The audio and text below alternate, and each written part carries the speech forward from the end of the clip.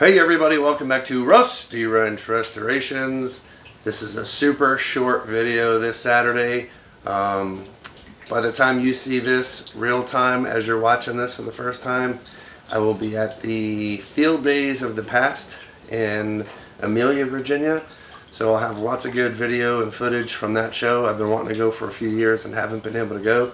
But I just wanted to give you one more quick peek at the Cadet before I shut down the videoing and finish getting it assembled for the final reveal. So as you can see, the $34 can of Kubota enamel blue turned out pretty good. I'm glad I went with the correct OEM color, and man, it shines like a diamond. It's amazing.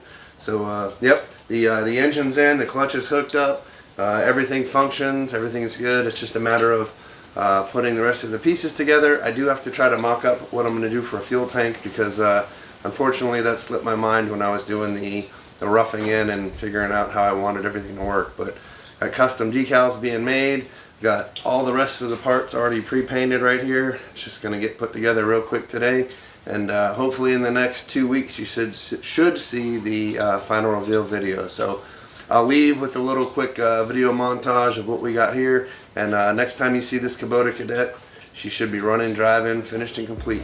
Thanks for the support. I appreciate y'all. We'll catch you in the next one.